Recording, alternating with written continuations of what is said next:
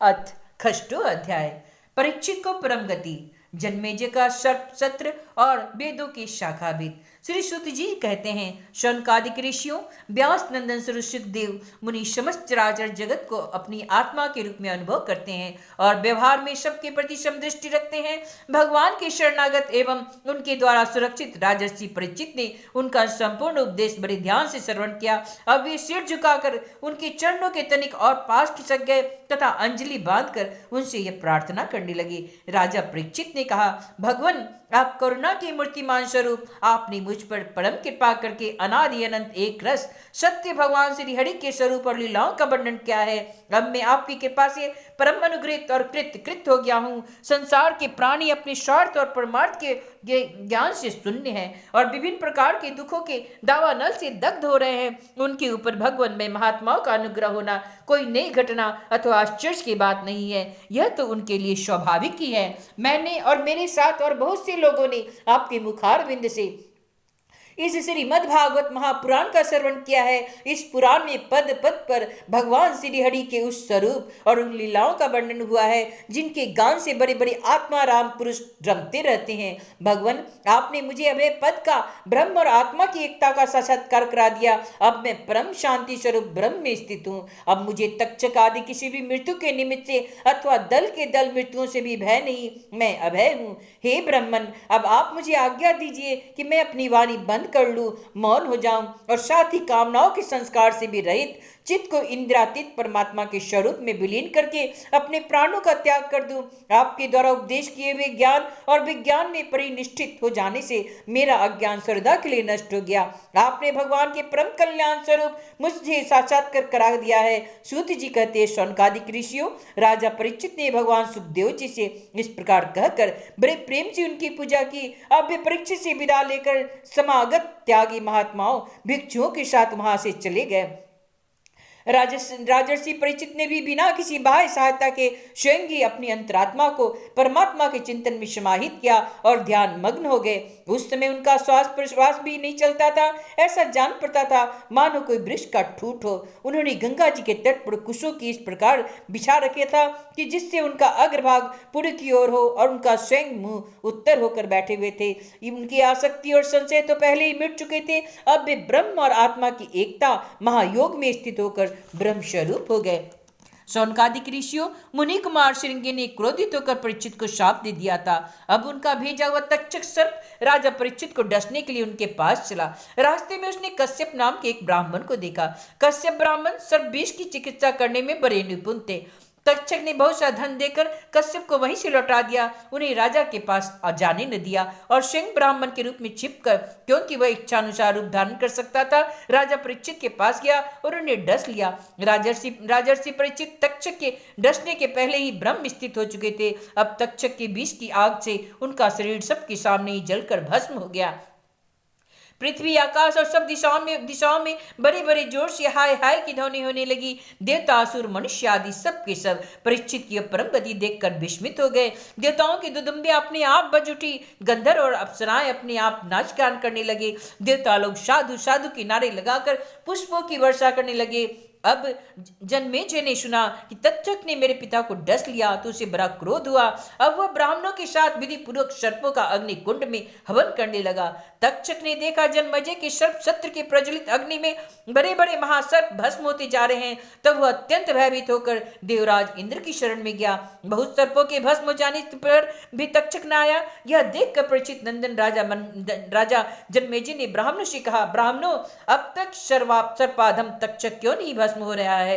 ब्राह्मणों ने कहा, राजेंद्र, तक्षक इस समय इंद्र की शरण में चला गया है और वे इसकी रक्षा कर रहे हैं। उन्होंने ही तक्षक को स्तंभित कर दिया है, इसी से वह अग्नि कुंड में गिरकर भस्म नहीं हो रहा है।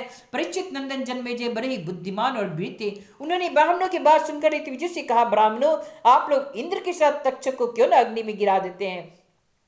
जन्मेजय की बात सुनकर ब्राह्मणों ने उस यज्ञ में इंद्र के साथ तक्षक को अग्निकुंड में आवाहन किया। उन्होंने कहा, रे तक्षक, तू मरुदगण के सहचर इंद्र के साथ इस अग्नि कुंड में शीघ्र आ पड़।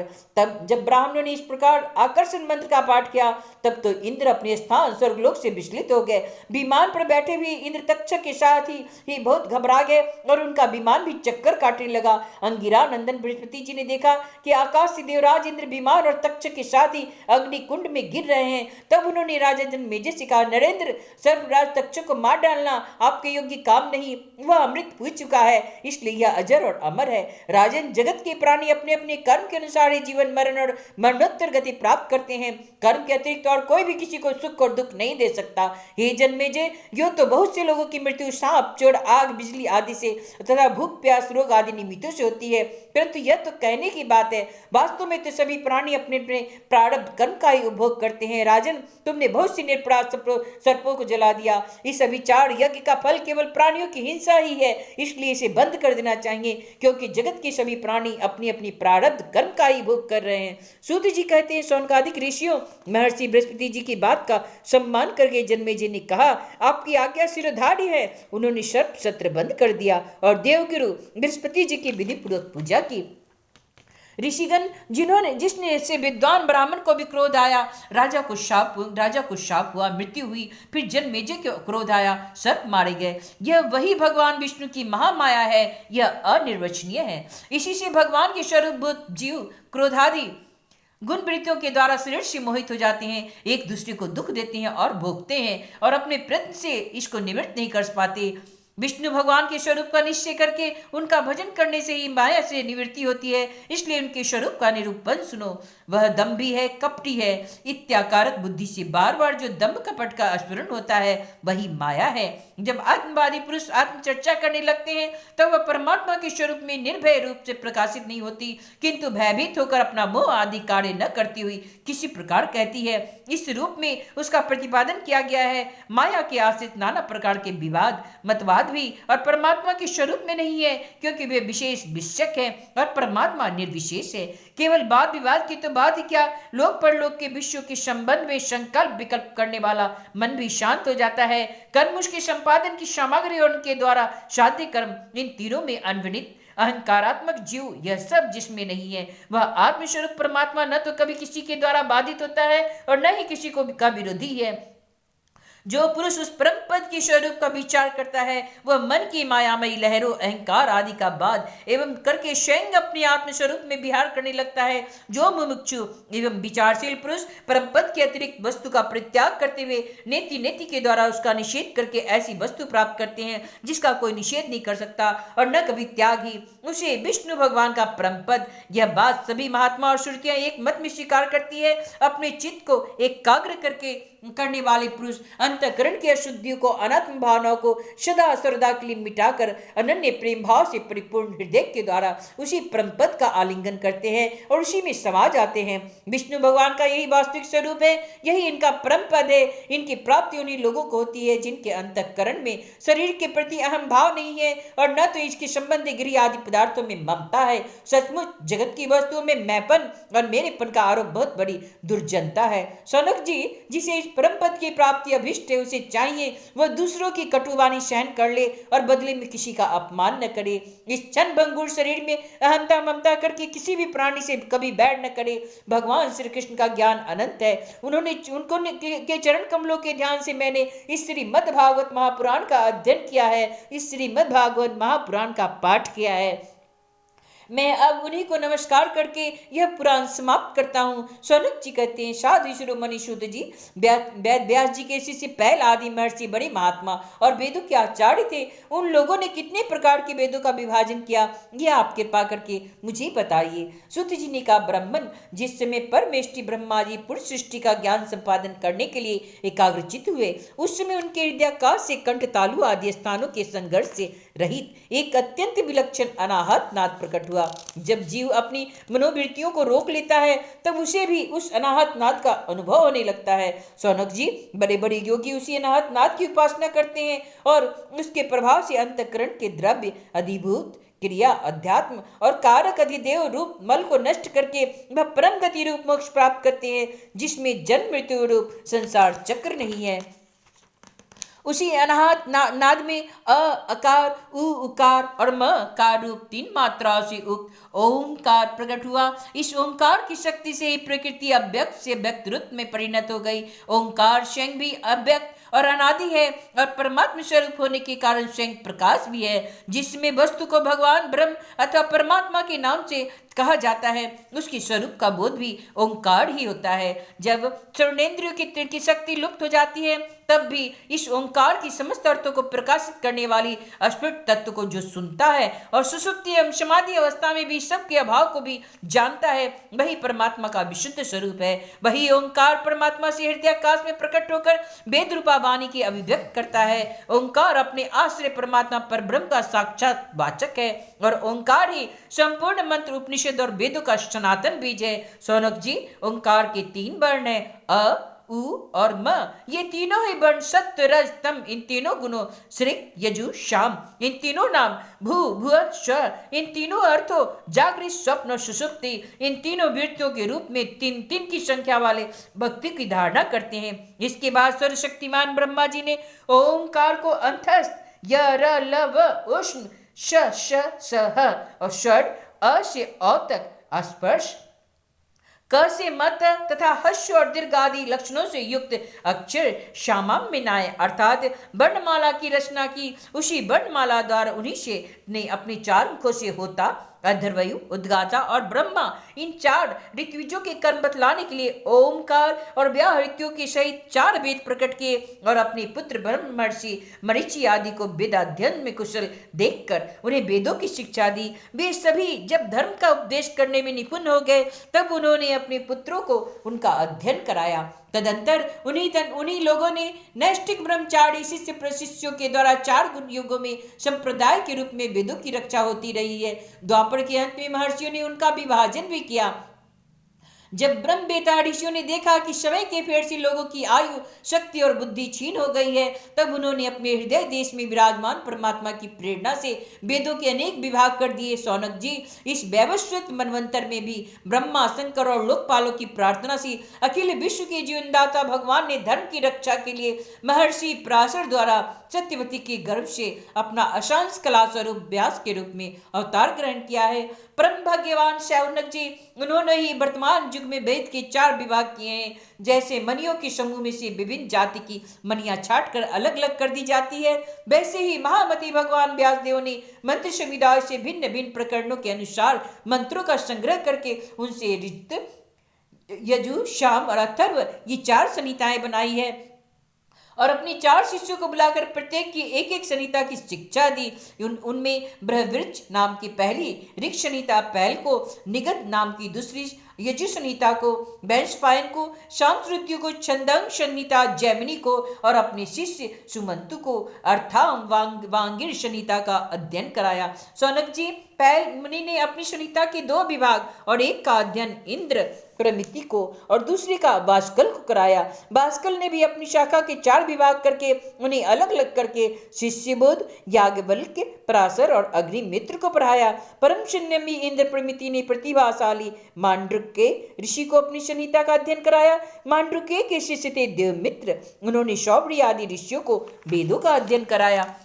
मांडुक्य के पुत्र का नाम था शाकल्य, उन्होंने अपनी संहिता के 5 विभाग करके उन्हें वात्स्य, मुद्गल, चालीर, गौखल्य और शिशिर नामक शिष्यों को पढ़ाया। साकल्य के एक और शिष्य थे जातकर्ण मुनि, उन्होंने अपनी संहिता के 3 विभाग करके तत्संबंधी निरुक्त के साथ अपने शिष्य बलाक, पैच, बैताल और बिरज को पढ़ाया। बाष्कल के पुत्र बाष्कली ने सब शाखाओं से एक बालकिल्य नाम की शाखा रची, उसे बाल्यानि भज्य एवं कासार ने ग्रहण किया। इन ब्रह्मर्षियों ने पूर्वोक्त संप्रदाय के अनुसार ऋग्वेद संबंधी के बृहत शाखाओं को धारण किया। जो मनुष्य या वेदों की विभाजन का इतिहास श्रवण करता है, वह सब पापों से छूट जाता है। सौनक जी, वैशंपायन के कुछ शिष्यों का नाम था चरकार्धर्व्यु, इन लोगों ने अपने गुरुदेव के ब्रह्म हत्या जनित पाप का प्रायश्चित करने के लिए एक व्रत का अनुष्ठान किया। इसके लिए इनका नाम चरकार चरकार धर्व्यू पड़ा।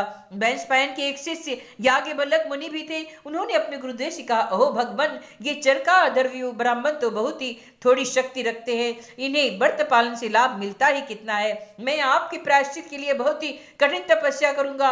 याज्ञवल्क्य मुनि की यह बात सुनकर बैन्सपायन मुनि को क्रोध आ गया। उन्होंने कहा, बस बस तुम तो चुप रहो। तुम्हारे जैसे ब्राह्मणों का अपमान करने वाले शिष्यों की मुझे कोई आवश्यकता नहीं। देखो, अब तक तुमने मुझे और जो कुछ अध्ययन किया उसका शीघ्र ही शीघ्र त्याग कर दो और यहां से चले जाओ। याज्ञवल्क्य जी देवराज के पुत्र थे। उन्होंने गुरु जी की आज्ञा पाते ही उनके पढ़ाए हुए यजुर्वेद का वमन कर दिया और वे वहां से चले गए। जब मुनियों ने देखा कि याज्ञवल्क्य जी तो यजुर्वेद का वमन कर दिया, तब उनके चित्त में यह बात लिए कि बड़ा लालच हुआ कि हम लोग किसी प्रकार इसको ग्रहण कर ले, परंतु ब्राह्मण होकर उगले हुए मंत्र को ग्रहण करना अनुचित है। ऐसा सोचकर वे तितर बन गए और उस संहिता को चुग लिया। इसी से यजुर्वेद की वह परम ब्रह्मणीय शाखा तैत्तिरीय के नाम से प्रसिद्ध हुई। सौनक जी, अब याज्ञवल्क्य ने सोचा कि ऐसी श्रुतियां प्राप्त करूं जो मेरे गुरु के पास भी न हो। इसके लिए वे सूर्य भगवान का उपस्थान करने लगे। याज्ञवल्क्य जी इस प्रकार उपस्थान करते हैं, मैं ओंकार स्वरूप भगवान सूर्य को नमस्कार करता हूँ। आप संपूर्ण जगत की आत्मा और काल स्वरूप है। ब्रह्मा से लेकर तृण पर्यंत जितने भी जरायुज, अंडज, स्वेदज और उद्भिज 4 प्रकार के प्राणी हैं, उन सब के हृदय देश में मैं और बाहर के आकाश के समान व्याप्त रहकर भी आप उपाधि के धर्मुख से असंग रहने वाले अद्वितीय भगवान ही हैं। आप ही चरण, लौ, निमेष आदि अवयवों से संगठित संवत्सरों के द्वारा एवं जल के आकर्षण विकर्षण आदान प्रदान के द्वारा समस्त लोगों की जीवन यात्रा चलाते हैं। हे प्रभु, आप समस्त देवताओं में श्रेष्ठ हैं। जो लोग प्रतिदिन तीनों समय वेद विधि से आपकी उपासना करते हैं, उनके सारे पाप और दुखों के बीज तो आप ही भस्म कर डालते हैं। हे सूर्यदेव, आप सारी सृष्टि के मूल कारण एवं समस्त ऐश्वर्यों के स्वामी हैं। इसलिए हम आपके इस तेजोमय मंडल को पूरी एकाग्रता के साथ ध्यान करते हैं। आप सबकी आत्मा और अंतर्यामी हैं। जगत में जितने चराचर प्राणी हैं, सबके आपके ही आश्रित हैं। आप ही उनके अचेतन मन, इंद्रिय और प्राणों के प्रेरक है। यह लोग प्रतिदिन अंधकार रूप अजगर के विकराल मुंह में पड़कर अचेत और मुर्दा सा जान पड़ता है। आप परम करुणा स्वरूप हैं, इसलिए कृपा करके अपनी दृष्टि मात्र से ही इसे सचेत कर देते हैं और परम कल्याण के साधन समय समय के सब धर्मानुष्ठानों में लगाकर आत्मा विमुख करते हैं। जैसे राजा दुष्टों को भयभीत करता हुआ अपने राज्य में विचरण करता है, वैसे ही आप चोर, जार आदि दुष्टों को भयभीत करते हुए विचरते ही रहते हैं।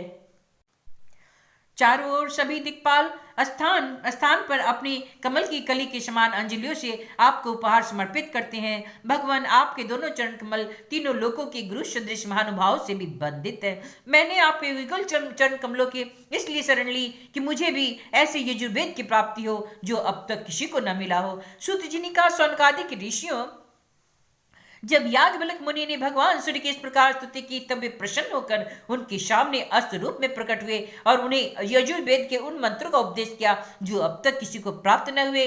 इसके बाद याज्ञवल्क्य मुनि ने यजुर्वेद के असंख्य मंत्रों से उसकी 15 शाखाओं की रचना की। वही बासनई शाखा के नाम से प्रसिद्ध है। उन्हें कण्व, माध्य, नंदी और ऋषियों ने ग्रहण किया। यह बात मैं पहले ही कह चुका हूँ। महर्षि श्री कृष्णद्वैपायन ने जैमिनी मुनि को शास्त्र संहिता का अध्ययन कराया था।